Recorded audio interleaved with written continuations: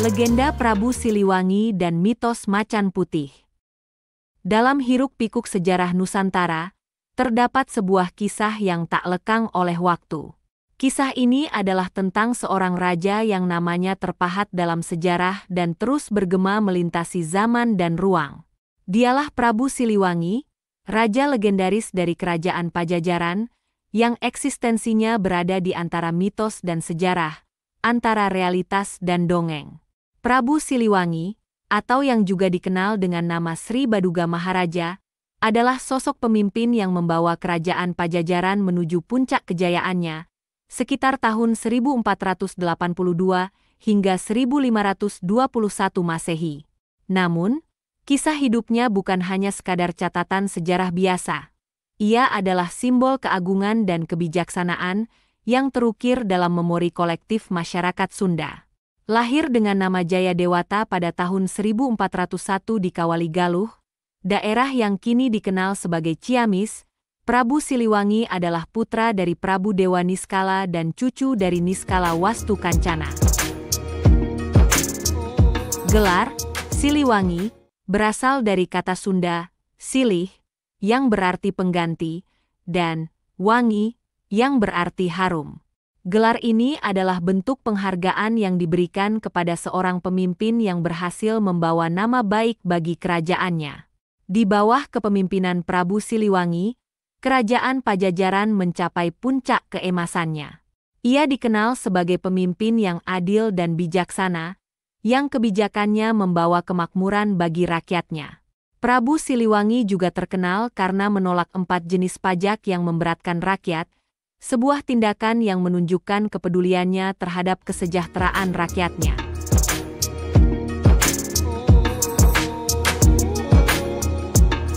Mitos Macan Putih, simbol kekuatan dan perlindungan. Mitos Macan Putih dalam legenda Prabu Siliwangi adalah salah satu aspek yang paling misterius dan menarik. Macan putih, atau Maung Bodas dalam bahasa Sunda, sering dikaitkan dengan kekuatan gaib dan kesaktian yang dimiliki oleh Prabu Siliwangi. Menurut cerita rakyat, Prabu Siliwangi memiliki hodam atau makhluk pendamping gaib berupa macan putih.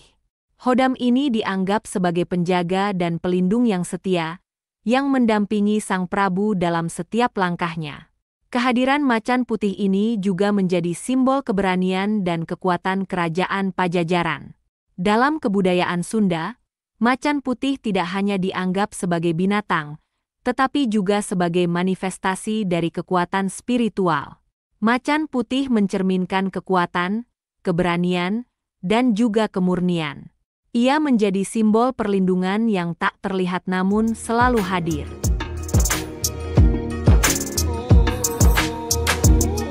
Salah satu kisah yang paling terkenal tentang macan putih adalah ketika Prabu Siliwangi beristirahat di Curug Sawer, Majalengka. Dikisahkan bahwa sekawanan macan putih gaib menghadangnya. Namun karena kesaktiannya, Prabu Siliwangi tidak terluka. Kejadian ini semakin memperkuat citra Prabu Siliwangi sebagai sosok yang memiliki kekuatan luar biasa. Mitos macan putih telah menjadi bagian dari kepercayaan masyarakat Sunda, dan sering dijadikan sebagai cerita yang mengajarkan nilai-nilai keberanian dan perlindungan. Bahkan hingga hari ini, cerita tentang macan putih masih sering diceritakan dari generasi ke generasi sebagai bagian dari warisan budaya. Mitos macan putih dalam legenda Prabu Siliwangi adalah contoh bagaimana cerita rakyat dapat menggabungkan unsur sejarah, mitologi, dan simbolisme untuk menciptakan narasi yang kaya dan berlapis. Cerita ini tidak hanya menghibur tetapi juga mengandung pesan moral dan spiritual yang mendalam bagi masyarakat Sunda. Akhir sebuah era Prabu Siliwangi dan perubahan besar di Tatar Sunda. Prabu Siliwangi, atau yang juga dikenal dengan nama Sri Baduga Maharaja, adalah tokoh semi legendaris yang digambarkan sebagai raja kerajaan Pajajaran dari tahun 1482 hingga 1521 Masehi. Ia adalah tokoh yang sangat populer dalam tradisi lisan Sunda, sastra Sunda, dongeng, cerita rakyat, dan legenda yang menggambarkan masa pemerintahannya sebagai masa keemasan masyarakat Sunda. Kerajaan Pajajaran, sebuah kerajaan Hindu di Jawa Barat, berdiri pada 923 M dan runtuh pada 1597 M.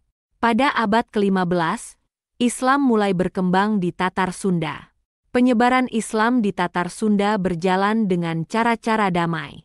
Pendekatan budaya kental mewarnai persinggungan Islam dengan tradisi dan keyakinan lokal yang telah mengakar kuat di masyarakat. Dalam konteks ini, Prabu Siliwangi menghadapi dilema antara mempertahankan tradisi lama atau menerima perubahan baru. Menurut legenda, ia memilih untuk menghilang ke dalam hutan, menolak untuk meninggalkan kepercayaannya. Hilangnya Prabu Siliwangi menjadi simbol akhir dari era kerajaan Pajajaran dan awal dari perubahan besar di tanah Sunda. Hingga kini, Prabu Siliwangi tetap hidup dalam cerita-cerita rakyat, pantun, dan sastra Sunda. Ia menjadi simbol kearifan, keberanian, dan keadilan yang menginspirasi banyak generasi. Kisahnya, yang terjalin antara sejarah dan mitologi, menjadi bagian tak terpisahkan dari warisan budaya Sunda. Setelah hilangnya Prabu Siliwangi, terjadi perubahan besar di Tatar Sunda. Berikut adalah beberapa peristiwa penting yang terjadi. Penyebaran Islam. Islam mulai menyebar di Tatar Sunda dengan cara damai dan melalui pendekatan budaya. Orang Islam pertama di wilayah Sunda adalah Haji Purwa atau Bratalegawa, putra kedua Prabu Guru Pangandiparamarta Jaya Dewabrata atau Sang Bunisora, penguasa kerajaan Galuh kala itu. Ia menjadi Muslim dan digelari Haji Baharudin. Pusat penyebaran Islam. Terdapat dua tempat penting yang menjadi pusat penyebaran Islam ke Jawa Barat, yaitu Kuro, Karawang, dan Gunung Jati, Pasambangan, Cirebon. Daerah Kuro berfungsi sebagai pusat penyebaran Islam lebih awal jika dibandingkan dengan wilayah Gunung Jati. Pesantren Kuro. Penyebaran Islam di Jawa Barat tidak lepas dari pengaruh berdirinya pesantren Kuro di Karawang pada 1418. Syekh Kuro, atau Syekh Hasanuddin berasal dari Kamboja. Ia menikah dengan seorang gadis Karawang dan membangun pesantren di Kuro. Kemunduran Kerajaan Sunda. Setelah kematian Prabu Siliwangi pada tahun 1521, Kerajaan Sunda mengalami kemunduran akibat perselisihan internal dan ancaman eksternal.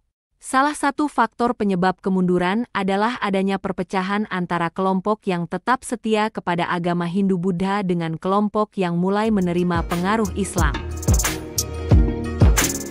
Dengan demikian, hilangnya Prabu Siliwangi menandai akhir dari era kerajaan Pajajaran dan awal dari perubahan besar di tanah Sunda, termasuk penyebaran Islam dan kemunduran kerajaan Sunda.